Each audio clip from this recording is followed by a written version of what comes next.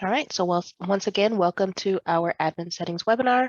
We are going to go ahead and hop in and get started right away. If you have network admin permission, this webinar is for you. We're going to spend the majority of our time here logged in at the network and in the administration portion of Link to Feed. So I'm going to start by taking you to the organization's grid here. This is probably something that you're familiar with, but we'll just go over this briefly. And then what we're going to do is just cover the majority of the tabs across the top of the screen here and what those mean and what your options are for configuration. One disclaimer, I do want you to know that I am on the Link to Feed testing site right now. All that means is that this is a test site that was specifically designed for training purposes, as well as any tests that my team may need to do on our end. There may be some things that you see that you don't have access to on your site, and vice versa. There may be some things that you have turned on in your site that are not turned on here, and that is okay. It's just a matter of preference, and so you might see something here that you're not quite used to seeing. Here on the organizations grid, the most important thing to point out to you is that your organizations are going to be across the left column, and across the top, you are going to have all of the programs that are offered at the network level.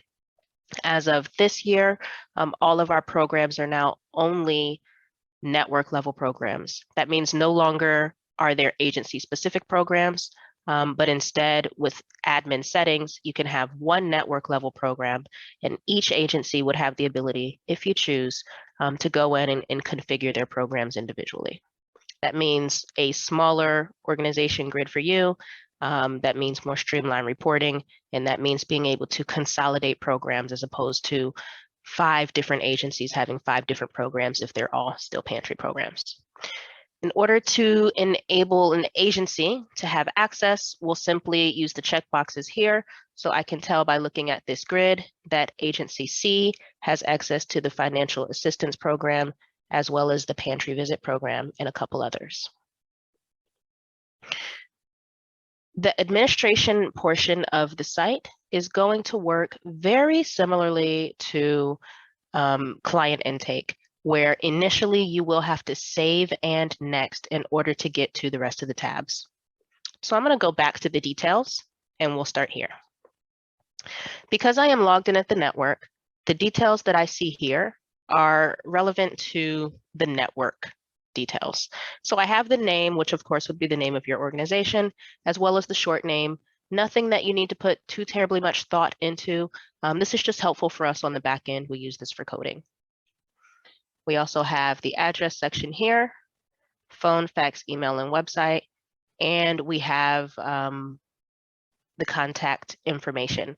This field is not required, so I could actually delete this contact if I wanted to. But once I add, this will become required. So if I tried to save and next at this moment, it would not allow me to, even though contact information is not required. But once I expand that section, I will need to complete it. I can also add an email address or a phone number for each contact. Once again, it is not required, so I can save it as is now. But once I click the email address section and try to save it, it will require something here. So if you have expanded something by mistake, you'll want to make sure that you go ahead and delete that. And we will save and next. Next, we have the program settings. We're going to skip this for now and come back to this. There will be a little bit of work that we need to do, specifically in intake lists, perhaps, before we can fully configure our settings for the program. So we'll put a pin in this, but we will definitely be back. And next, we're going to go to intake settings. Think of intake settings as how you are building your site. What do you want it to look like? Are you interested in capturing consent at the client intake level? If you are, you have the ability to put your consent in here and even select the type of signatures that you'd like. Next is the map section. This refers to the little map that you're probably used to seeing on the first page of the client profile next to their address. So if you like seeing that map whenever you type in your client's address, this is where you would want this to be on. There are a few options that you'll see here that I want to highlight. The first is on and locked. Remember, we are making these settings at the network level. So if it is on and locked, that means that anyone within your organization will see the map in this particular instance. You also have the ability to turn it on and optional. What that means is that you are giving your agencies or your individual sites the option. Maybe some are very interested in that map feature, while others are trying to condense their view and only want the bare minimums of what is necessary. If you want to give your agencies the option, then you would simply choose optional. And then lastly, we have off. That means this is something that at the network level, you have deemed unnecessary. You 100% do not want any of your agencies to have access to it.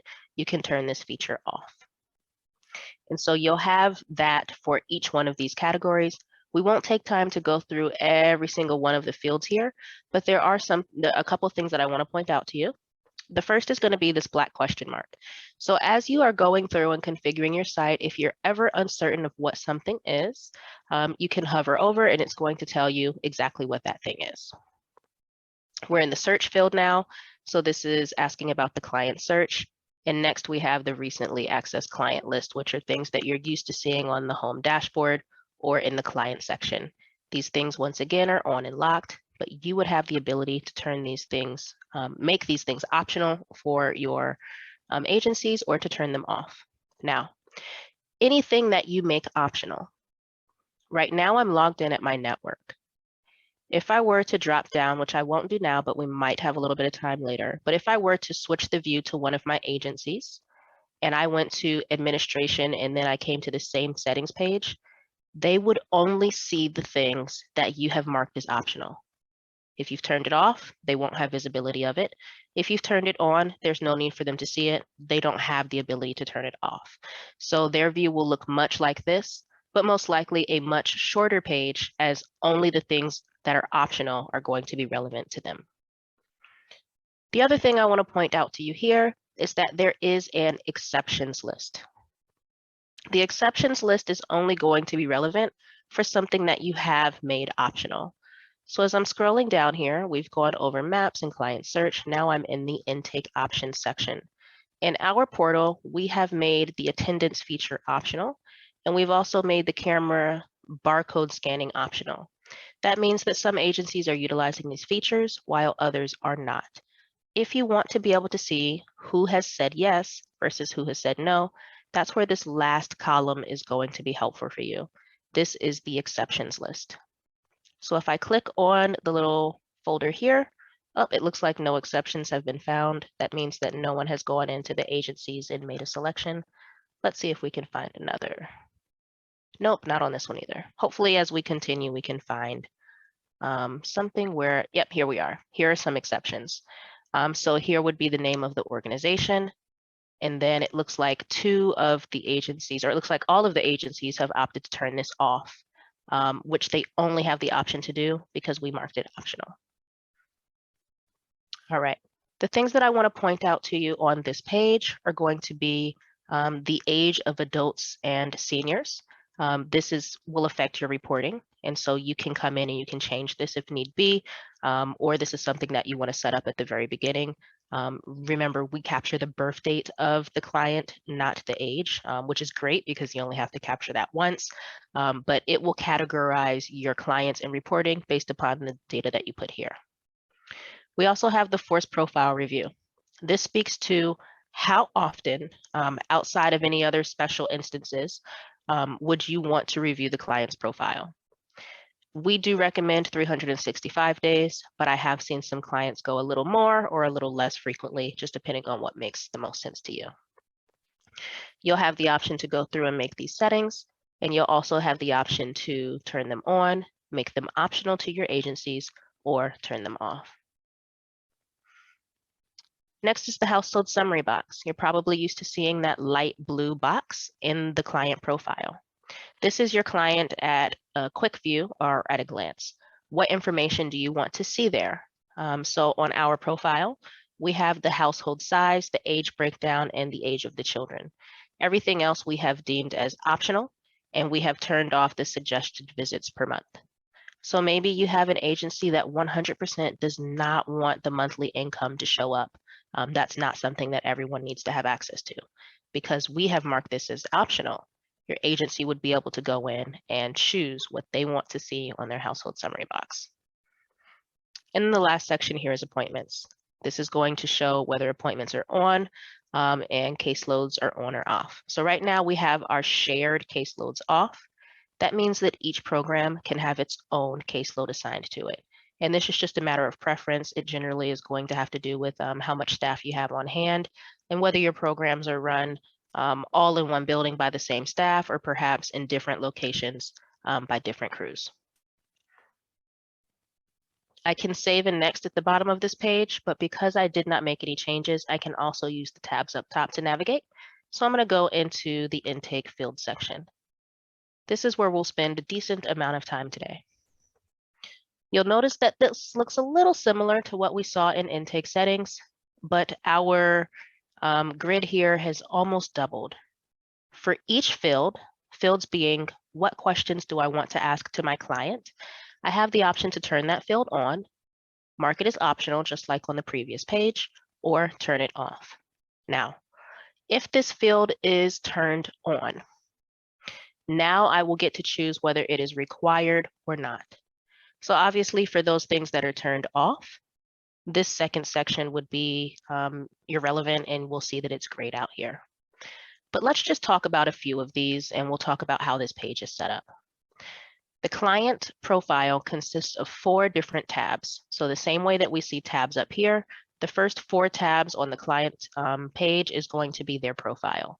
That would be the personal tab, the profile tab, the monthly income tab, and the dietary considerations tab. Now, depending on what your preferences are, you may only see 3 tabs on your client profile, and that's okay. Let's focus on just a few different things here, and we'll talk about what some of the options are here. The first thing I'll point out is that you do still have the little question mark here. You can hover over that to see what any of these fields mean. Next, we have a plus sign. And the plus sign is going to indicate that this is something that you can configure yourself. It means that this is a drop-down field, and you would need to add options in order to use it. One of the more common ones is the self-identifies as field.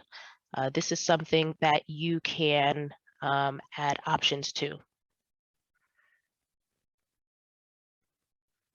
In the profile section, we have our education type.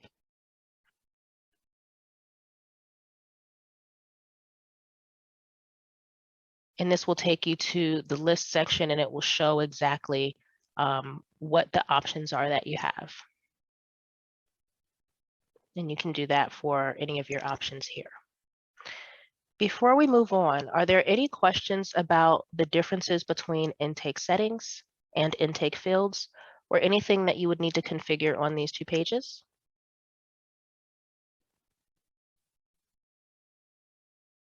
Okay.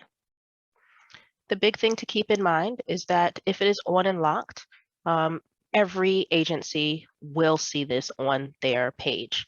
If it is optional, your agency will have the option to choose. If it is optional, it will be turned on. Obviously, they won't know if it's an option unless they can see it, but they can always go in and turn it off if it is marked as optional. And then if it is on, do you want this to be required? There would be a little blue asterisk next to the field, letting them know that they will not be able to move on to the next page unless this field is completed. And then once again, letting them choose whether or not this is required with the choice, or saying this is not required. It's on the screen, but we're not going to make you complete it. You can move on without. And then that takes us to intake lists. So I do recommend going in order, completing the fields before you go to the intake lists, because you'll notice what it is that you need to focus on. The list section is set. So all of these options are going to show up here, even if you have turned them off in the intake field section. So when you're on the intake field section here, you'll want to take note of the things that are list items so that you can go and create the drop-down options. Something that you'll want to be very careful about. If you have a field that is turned on and is required, but you do not fill out the list options, you're going to find yourself in a really sticky spot during client intake where the system goes, hey, you can't move on until you complete this field. But when you drop down, there are no options. And so you want to be very careful making sure that you give yourself options for everything, especially if it's required, but anything for certain that you've turned on. We won't go over all of these, but just a few things that I want to touch on here. Self-identity. Self-identity is a wonderful catch-all field. So there are lots of things that we specifically gather information on. Your income, your dietary considerations, your ethnicity, and a lot of things that are just covered by nature of the Link to Feed software. But we understand that there may be some things that are very specific to your organization that Link to Feed doesn't have a nice clean spot that fits there. So self-identity is going to be a great field for that. If I want to add to this list, I can click the edit button here. It's going to show me all of the fields that are already here. So these ones are locked. That means that these are going to be on your site no matter what. But I can add a new option here. Some things that I see frequently might be COVID exposure, might be menstruating, postpartum, nursing, anything that might help you to give this client the services that they need. Maybe you have a diaper supply and you want to be able to mark whether or not they have a child that is in the diaper's age. So whatever it is that you might want to label the client by in a way that will help you to best serve them, you can do that. The label is required. That is going to be the thing that shows up as an option. The description is optional, but I do recommend putting a description in there, and that's just kind of a definition on the back end. This is what I mean by this field. And so I can go ahead and put something in here.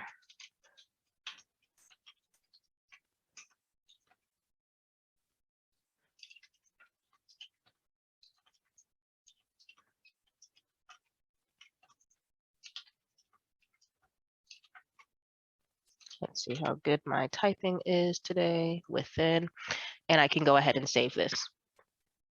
So just like that, I have created a new list item. For the things that you create that are not locked, it is active right now, but I can go in, I can edit this, I can delete this. Now, this doesn't do anything on its own, but we'll go back later to the programs and I'll show you, or I'll show you for the provisions how you can add that to a program. So I'm going to go back to the list. And another one that I want to show you here is provisions. This will be very important, especially as you go to configure your programs. So I can view the current list of what's in here. And I can tell that all of these were created because it doesn't say locked. It gives me the option to turn them on or off. If I go and create a new option, it's going to ask me for a few different things here. First is going to be that name or label. And next is going to be the type, whether it is a food or an item or service provided.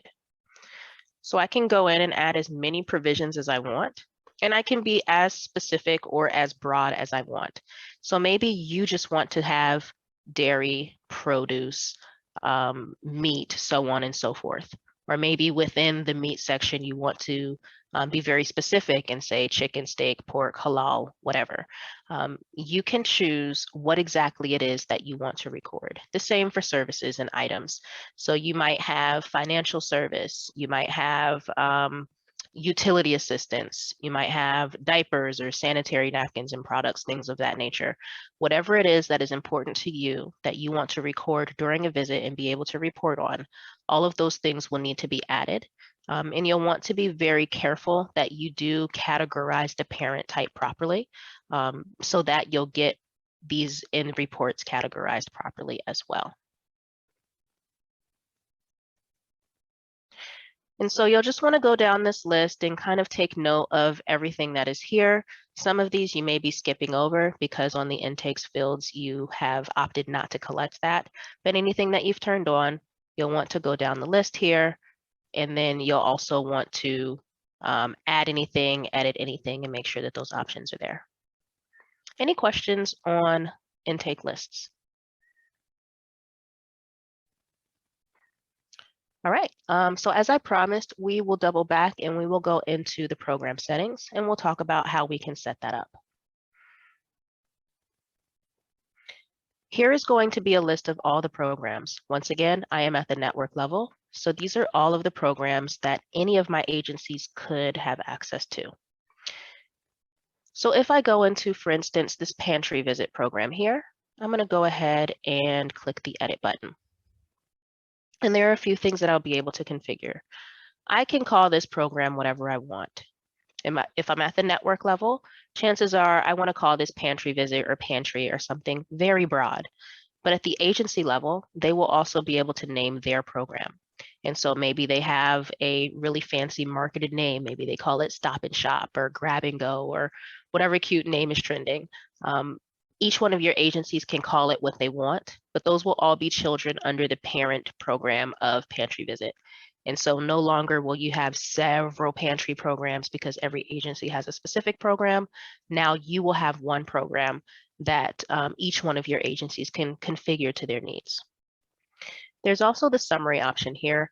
I do highly recommend completing the summary field. This is not something that your intake worker would see, or actually they would see it on the program button, but this really is to help you understand why this program is created. I am an account manager here at Link2Feed, and I can't tell you how many times I've gotten the call or the email that says, hey, Mika, we've got a program called this and another one that's called that. They look exactly the same. Can you tell me why we created this program? Short answer is, I don't know. Especially when we're talking about food banks and pantries, we know that turnover within these organizations can be something to consider. And so we want to make sure that everyone understands what the purpose is of this program now and 10 years from now, when maybe you're no longer with the company, but someone else has taken your position and they know what the purpose is of this program and if it's something that we need to activate, deactivate, or whatever the case may be. All right, the type of program is something that you cannot change. But when you first request that we create a program for you, you will be choosing the type of program. The program type is going to influence how it is reported on. So you can have several programs that all are different types and they will all report differently. But you could also have two programs that are both pantry type. Maybe you want a pantry mobile and a pantry walk-in. And so they are both classified as pantry. They're different buttons for ease of use, but when you're reporting, it's all going to be that same bucket because it's the same type. This program is active. Perhaps this is a holiday program and I need to mark it as inactive. I can do that here. In the visit options section, this is just going to really build what you want this program to look like. Are you interested in recording what the reason is for this visit? Delivery options is a yes, no field. Is delivery required? Do you want to record who you referred this client to? And so you can go down the list here and use the question mark bubbles here to get more information on what each is. Next is the appointment options. At the network level, this is turned off, but perhaps one of your agencies is using this as an appointment-based program. As they log in, they would be able to make those changes. So I can choose, for instance, caseloads. I can add availability, and I can say this program is open on weekdays from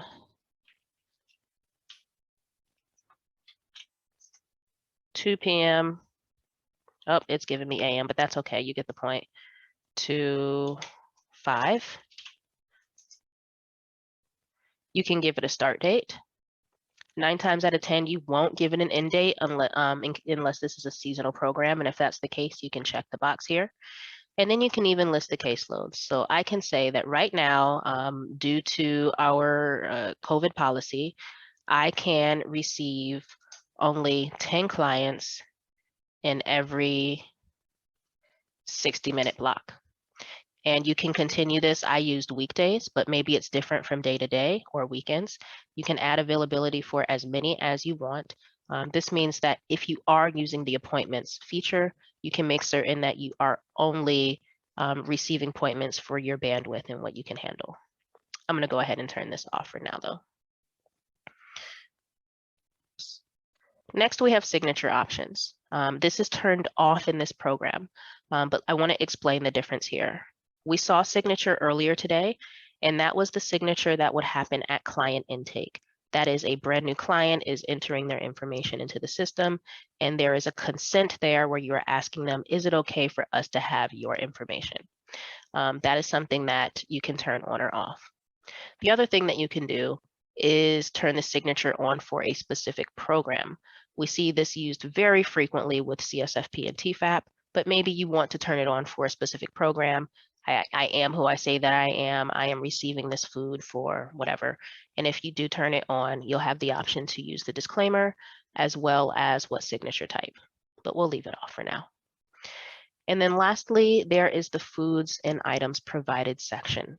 And so depending on what type of program this is, that will determine if you are going to require food or items or if you're tracking them at all. In this program, it looks like food is required and items is required. There's also the option to require either or, so that means they would only have to select at least one food or one item. And then what we're going to see here is a list of all of the items that were listed in the provision section. So if I want this item or product to be listed as a provision, I'll simply take the inactive, toggle it to active, and then I get to choose what type or how I want to count this item. So with diapers, do I want to say I gave them 1, 2, 3, 4, 5 boxes? Do I want to say I gave them $50 worth of diapers? Do I want to say I gave them 1.5 pounds of diapers? Or do I just want a checkbox that says, yep, they got diapers? And so you can do this for each one of your items. And the program will then be split up into 2 sections, food provided and items and services provided. And they'll be able to select exactly what was handed out during this visit based on this up here as well. So they could bypass all of it if you only complete this and don't mark them as required, or you can require one, the other, or both. And then lastly, I will need to take responsibility for the changes that I make. So I can go ahead and select this box. I believe the only change I made was adding diapers by checkbox, and I can go ahead and save that visit. And so when you are doing this at the network level, you will want to set up your programs with what the standard is. I'm going to log out of the network and just pop into an agency for a moment. And I'm going to go into administration, and notice now it says agency programs as opposed to network programs. And so there's something I want to point out to you here, and this will let you know what exceptions have been made. So when it says managed at the network level, that lets me know that these settings have not been changed from the way you configured it at the network.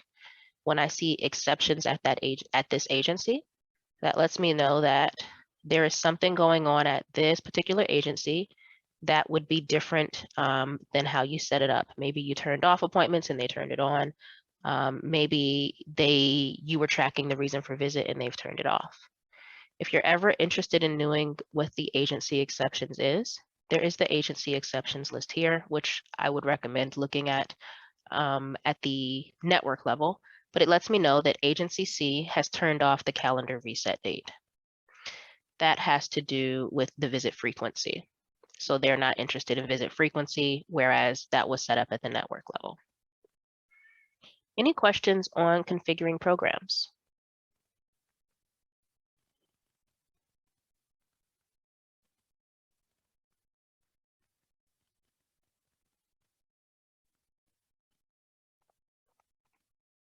Okay.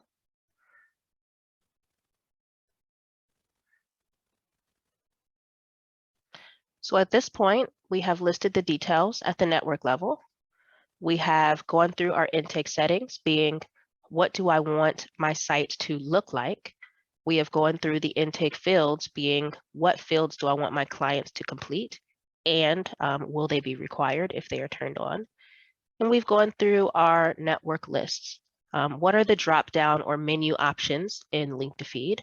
and what options do I want to add to them. After going through these 3 things, we then went to program settings at the network level. Program settings being what configurations do I need to add to my programs, as well as what provisions will be tracked in each program. And then we went through configuration at the agency level, meaning what exceptions might one agency want to make to the way the program was initially set up at the network. And that would include the name of the program, as well as the provisions within. The first thing we did here was talk about the organization programs, of course, and that is all of your organizations, all of your programs, and which location has access to which program. We won't be going over the Kids Cafe or inventory today. Is specifically about client intake. And so since we do have a little bit of time left, I do want to show you what these settings look like in action. So I'm going to pop into one of our locations really quickly. I'll go into client intake, and let's just pop into a client's profile really quickly. So the first thing you'll notice is that these first 4 tabs are the client profile. And so as you go through the site or the intake fields, you'll see those 4 sections: personal, profile, monthly income, and dietary considerations. As I scroll down, you'll be able to see all of the fields that are turned on. Here is the map as it relates to the client address. We'll also have the self-identifies as section. This is where you can see I added the COVID exposure. Going to the next section here, it talks about the education level and the employment type. You'll also have monthly income and dietary considerations. So if you are going through these pages and you go, I thought I turned this on, or I don't want this to be required when it is, now you know that you can go to administration and network settings and you can make that change accordingly. Next, I'll take you to the services page. We also talked about the household summary box. So here is the household summary box as we have it set up. Just the household size, the number of adults, seniors, and children. We do have the primary income source that was optional. So this agency has that turned on. They also have social programs turned on and dietary considerations turned on. This is something that I can collapse and expand, but you most likely want to give your agency a little bit of wiggle room on what it is they want to see at a glance. That's where this box will show up. If you did create a summary for a program, it doesn't look like we have any summaries here, but in that details box right under the name, it would show up right here. So this is where you could say this program is used for our pantry located in building 2, or whatever it is that you want to put there. You can have that summary information show up. Another thing that I want to point out to you here is the activity tab. This is going to be a great tool for you as a network admin. You'll be able to see the creation date and the date of its last update, but here is all of the information as it relates to this particular client. This is just another reminder as well to make sure that you give each one of your users their specific username and password. And that is how we'll be able to make sure that when you're checking any sort of logs for changes, whether it be at a client profile level or at an agency program level, you're able to see who made that change, when, and handle any changes accordingly. Any other questions?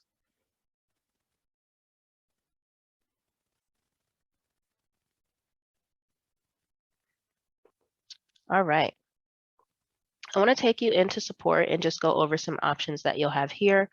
Because everyone on this call should be a network admin, you should see the new support ticket here. So if you have any questions, whether that be just a use case scenario that you have a question about, or whether that be something that you feel is not working as intended, you can create a new support ticket. Only network admins have access to this. So if you have a site manager or someone at the agency asking you a question, the protocol is that you be able to answer that question, or you create a support ticket on their behalf. There's also the user manual here. This is updated very frequently, and it is stocked and filled with any article that you might need on how to do something. Now, my view is going to look a little bit different from your view just because I do have link to feed admin permissions here. But you could go into any specific portion of the user manual. How do I change my password, for instance? And it's going to show you exactly how to do that action. And a lot of the times you will see screenshots, and sometimes you may even see links to videos. Outside of the user manual, there's my personal favorite, which is support videos. And I'm going to click pause really quickly here once it loads so that I don't hear the beginning of this message. There we go. And so the wonderful thing about our YouTube channel is that it is also updated.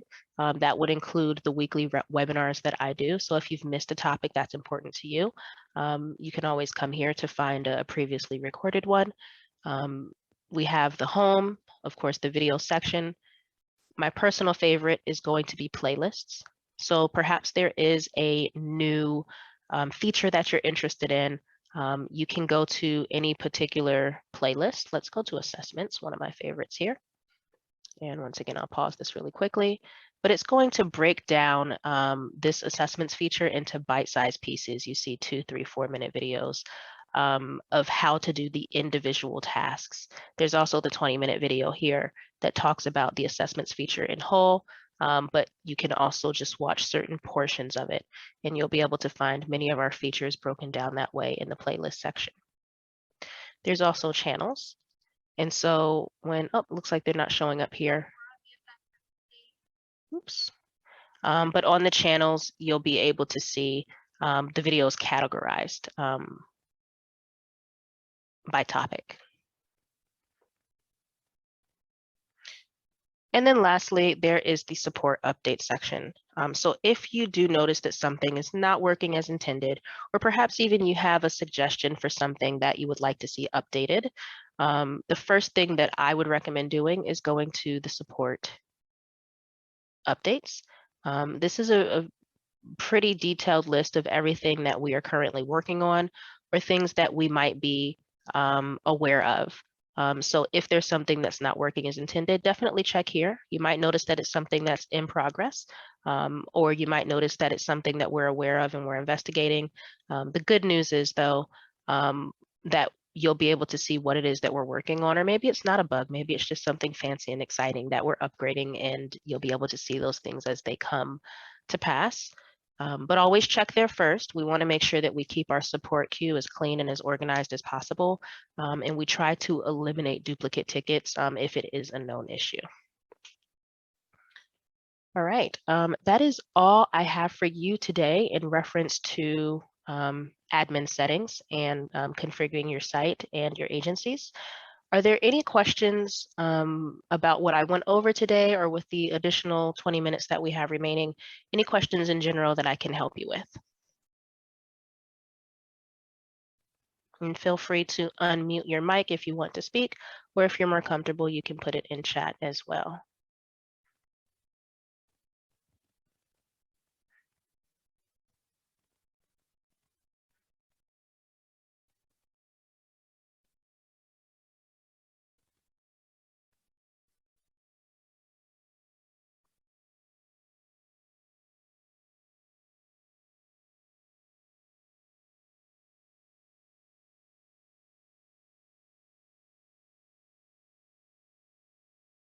You are very welcome. I'm glad you found it helpful. I will be posting this on the YouTube channel here soon. So just give me probably about 30 minutes or so for the video to completely load, and then you'll have this as a resource to rewatch, to record, rewind, fast forward, take notes, whatever it is that you need to do. I will also put a link in the chats now. Let me grab it, to our webinar schedule. So if you enjoyed today's webinar and you might be interested in more topics, check out the schedule, and you'll be able to register for webinars in the future. Okay, it looks like we have a question here. I tried to add new users and continue to receive a message that her email is already in use. Okay, for this, I would recommend that you create a support ticket. It sounds like the email address that you're trying to use may be used in a different link to feed network.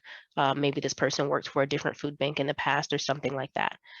So what we would need to do is find that other network. If they are no longer using it at that network, we can swap out the email address and make it available. If they are actively using Link to Feed for 2 different organizations at the same time, we would need to create a different username. But your username here is going to be very similar to like an email address at Google. It will let you know if this email address is already taken.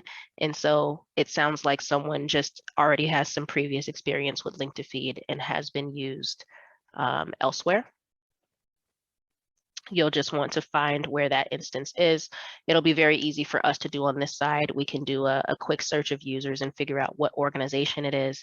If they're still there, we'll have to handle it differently. But if they are not still there, we can simply edit that out, and that email address or username would be available for future use.